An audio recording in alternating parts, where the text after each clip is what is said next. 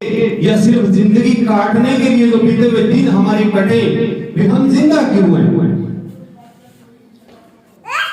एक मिनट अपने दिमाग में अपनी लाइफ के बारे में सोचिए भी हमने जन्म लेके ऐसा कौन सा कारनामा किया है या सिर्फ सांस लेने के लिए पैदा हुए हैं? नहीं दोस्तों, हम इतिहास बदलने के लिए पैदा हुए हैं।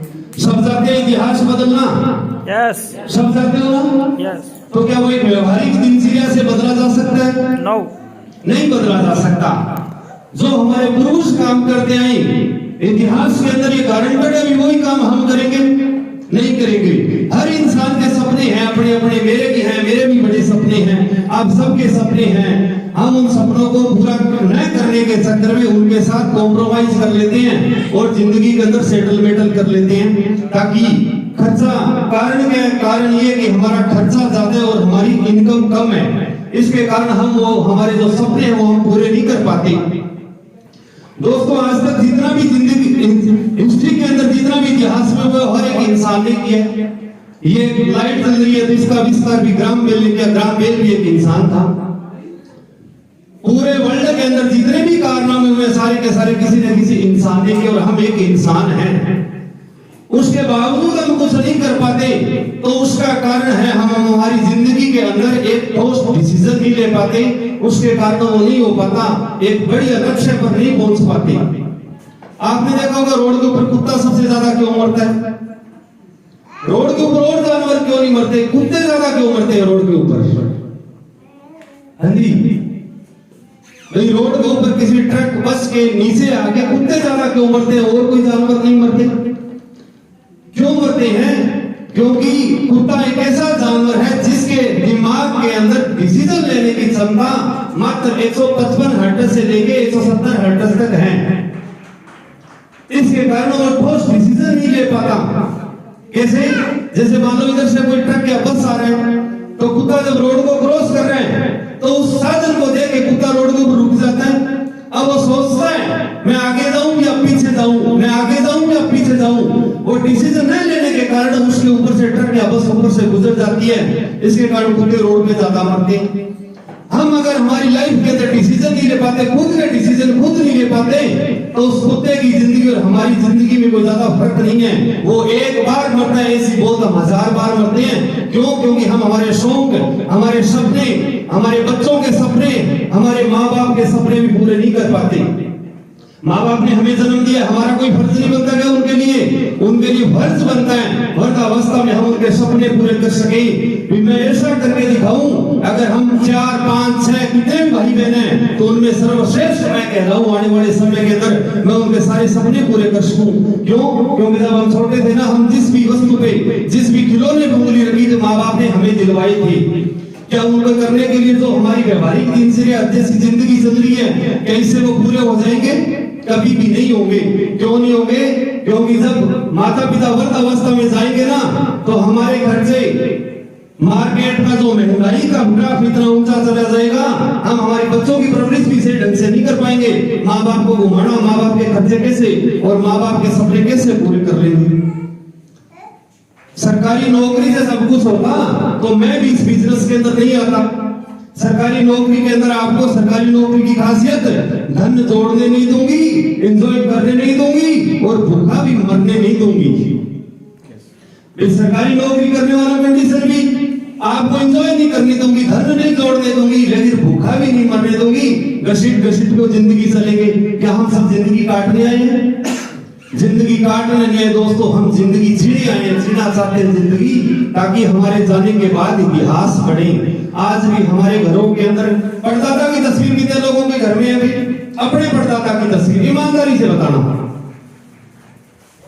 एक भी शख्स का हाथ ऊपर नहीं हुआ जिनके कारण हमारा वंश चल रहा है, हम मौजूद हैं यहाँ पे।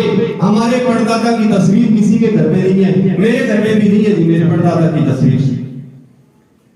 अमिताभ बच्चन, गणेश जी और बॉलीवुड स्टारों की तस्वीर लगभग सबके घर में पाई जाएगी, जिनसे हमारा कोई नाता ही नहीं है, रिश्ता ही नहीं है। पाई जाएगी ना? अमिताभ बच्चन की तस्वीर होगी। जो बच्चे हैं इन बच्चों से घर पे जाके पूछ लेना, एक तरफ अपनी तस्वीर लगा लेना और एक तरफ अमिताभ बच्चन की तस्वीर लगा ले देना। समझदार बेटे से पूछना, बता बेटा बड़ा होकर किस जैसा बनना चाहता है? बेटा 100% कहेगा पापा मैं बड़ा होकर अमिताभ बच्चन जैसा बनना चाहता हूँ। उस समय 2 मिनट अपने बारे में सोचना कि लानत है मेरी मर्दानगी पे कि मेरा खून मेरा जैसा नहीं बनना चाहता। उसमें उसका कसूर नहीं, उसमें आप समय का कसूर है, क्योंकि आपने ऐसा कोई कारनामा नहीं किया इतिहास बदलने वाला जो बेटा आपकी कॉपी करना चाहिए। क्या हम भी चाहते हैं उसी प्रकार हमारी दिनचर्या चले, हमारे बच्चे हमारे जैसे ना बने? हम चाहते हैं कैसा? हम नहीं चाहते। मैं चाहता हूं मेरा बेटा मेरा जैसा बने, किसी की कॉपी ना करे।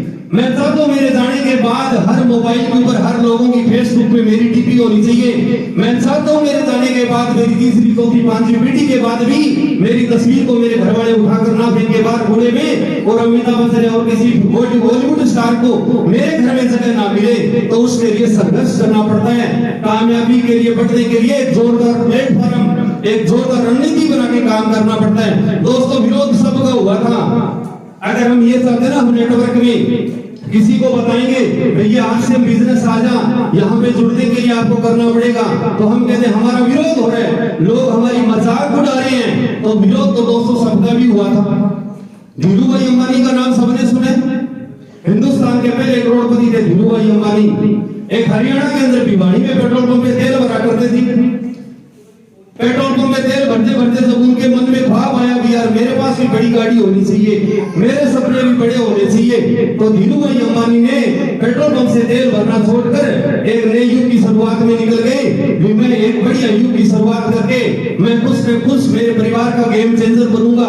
तो लोगों ने मजाक उड़ाई दोस्तों, क्या ये देखो चला करोड़पति बनने, बीवी बच्चे छोड़ के चले गए। उस संघर्ष के दौरान तो उनका भी विरोध हुआ था, और जब रिलायंस लेके आए तब उन्होंने कहा था मैं कैसी चीज लेके आया हूं, इससे हजारों किलोमीटर दूर बैठा आदमी फोन पे बात कर सकेगा। तब लोगों ने मजाक उड़ाई थी।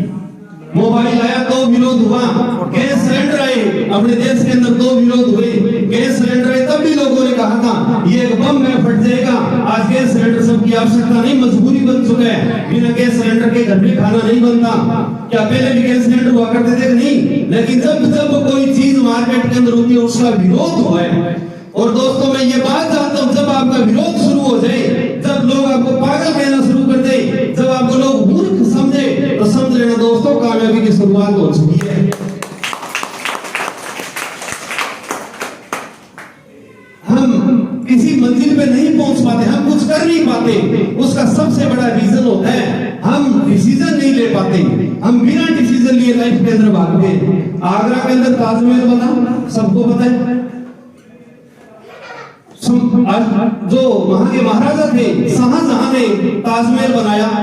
उनकी पत्नी बेगम थी मुमताज महल का उनका बहुत प्रेम था। जब मुमताज महल की मृत्यु हुई तो शाहजहां 5 मिनट के सोचने लगे कि मेरा इससे अजीज प्रेम था, इसकी याद में क्या किया जाए ताकि दुनिया मेरे को सदियों तक याद करे।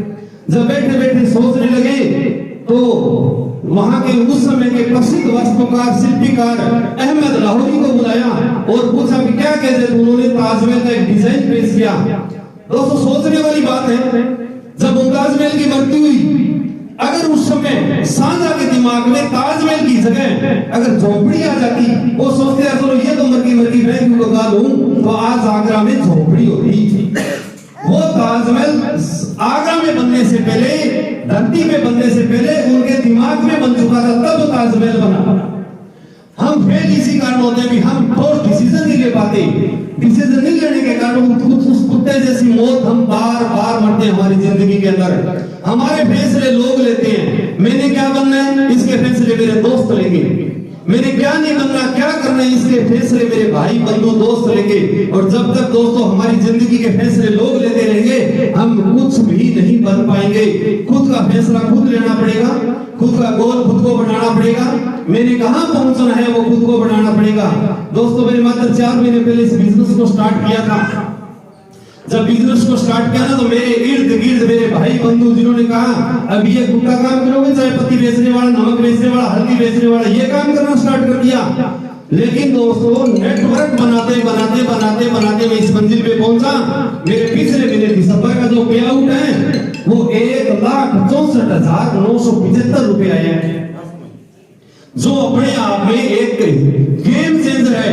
यानी इतने बड़े पे आउट तक पहुंचने के लिए मेरे को सिर्फ 3 महीने मेहनत करनी पड़ी। क्या वैसा हम नहीं कर सकते? सारे हम कर सकते हैं, लेकिन क्या होता है दोस्तों, हम एक लक्ष्य लेके उसके बाद उसको भूल जाते हैं। 2007 की बात है, क्रिकेट के मैच में सचिन तेंदुलकर को डेब्यू करने वाले ब्रेड हॉग ने बोल्ड कर दिया था। जब बोल्ड किया तो ब्रेड हॉग बड़े खुश हुए। उन्होंने कहा मेरे महान क्रिकेटर, महान भगवान के नाम में सचिन तेंदुलकर की विकेट ले ली। तो वो भाग के उनके पास गया, सचिन तेंदुलकर के पास, और ब्रेड हॉग बोले सचिन तेंदुलकर को, मिलो सर, बॉल के ऊपर ऑटोग्राफ दो, मैंने आपको आज आउट किया 0 पे। तो सचिन तेंदुलकर जानते हो क्या ऑटोग्राफ किया? सचिन तेंदुलकर ने ब्रेड हॉग ऑटोग्राफ किया, ब्रेड हॉग ये जिंदगी में ये मौका और अवसर तेरी जिंदगी में दोबारा नहीं आएगा। तो आप क्या सोच रहे हो, सचिन तेंदुलकर ये ऑटोग्राफ